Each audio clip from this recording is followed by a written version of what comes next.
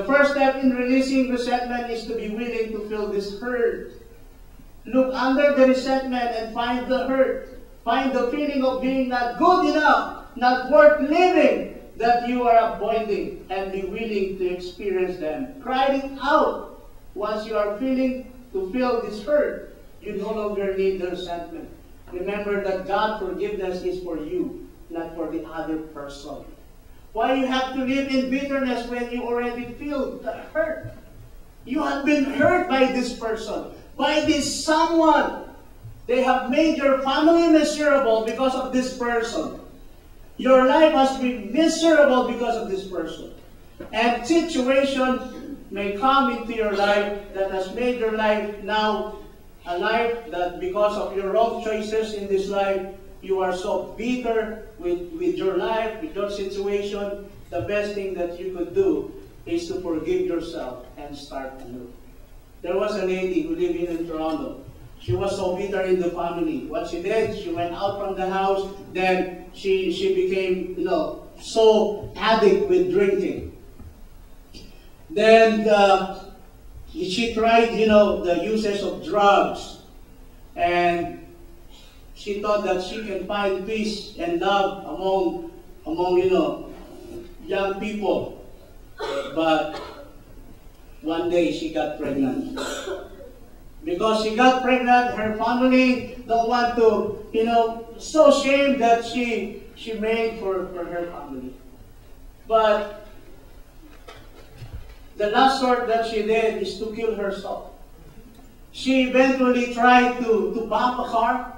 The car should bump us, right? And hit us. This lady was so crazy that she happened to hit the car. But she didn't die. And she was brought to the hospital. And there was a pastor who prayed. He prayed over her.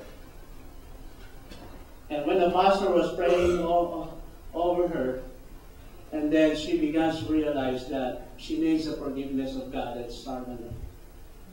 She became a Christian. And now she's been in the radio station, on the TV, sharing the testimony of God. That the very child that she wanted to abort because that guy left her, abandoned her in the midst of many trials and uncertainty of her life. I want to abort this baby. And this child is happened to be this one. Justin Bieber. Yeah. Some of the Filipino back home, they want to be just like Justin Bieber. So they call themselves Justin Boo Boo. Justin Bieber. This is the guy. They are Baptists.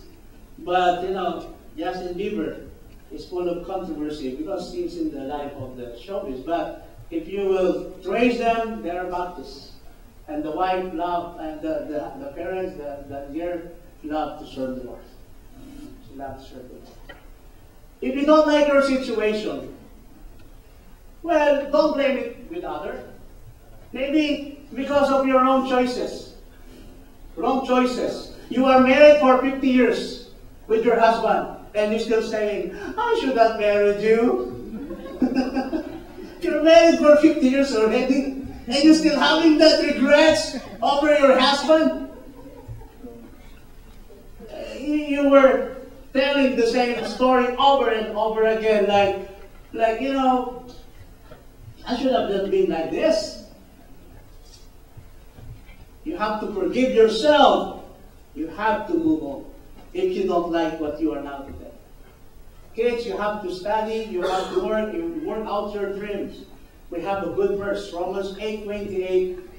All things work together for good to them that love God and called according to His purpose. If we are God's people and called according to His purpose, whatever we are today, whatever we are right now, if we are in the hands of God, let's continue serving the Lord. And if we don't want our situation, what we do, brother and sister, let's begin to forgive ourselves and start moving on all over again and again. And start,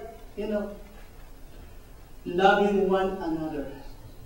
appreciating one another, expressing your love with that full of emotions. We are encouraged by a book that for husband and wife, while you live, husband, express the best love that you could give to your wife. And the wife as well, express the best love that you could give to your husband. And so to our kids.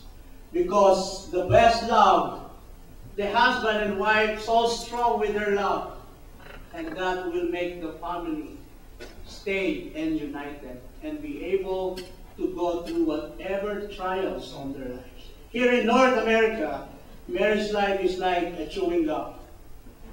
Yeah, chewing gum. Don't like it, just chew it out. You know why? Because they don't want to work it out and then say when they have a baby, you can go from our family, let the kids stay with me. And so the other, no, I want the kids and you may go.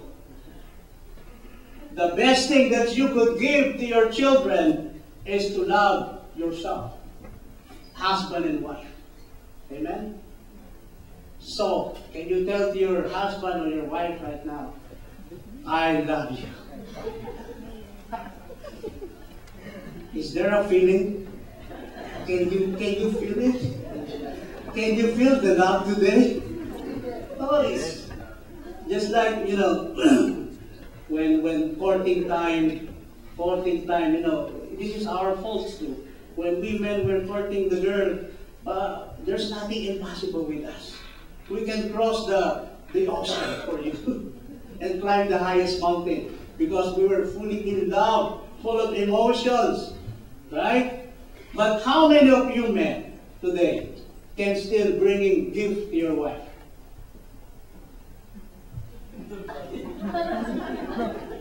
When we were courting them, we'll not go to their house without having something with us, right?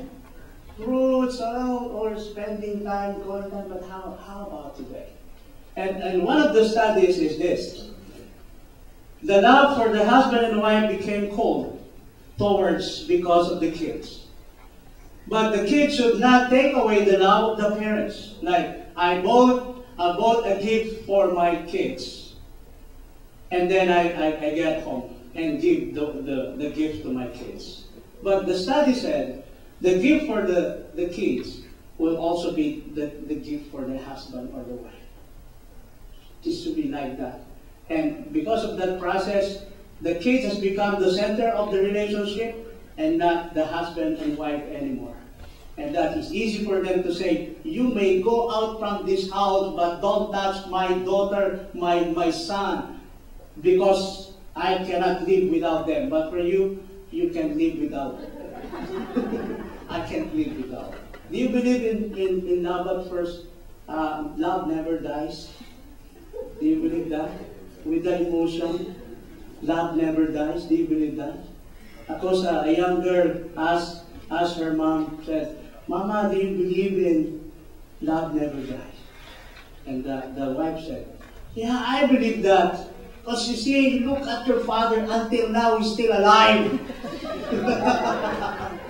Love never died with that emotion. Now my point is this. Husband and wife, kids, we're one family. If there is resentment, anger, jealousy that exists in the family, we were the very person should be loving each other and not the outside world. So we are a family. And in the church, my brother, when I need help, who's the very first people whom I have in mind that can I call, can I ask to? You are the family of God. We are the family of God. We may be seeking what? Why we go there when we have family here? And you know, a family today in North America, you know, it's no longer based fully in the Bible. Courting time, you know, I appreciate that. When we're crossing the street, the big highway, we're carrying our loves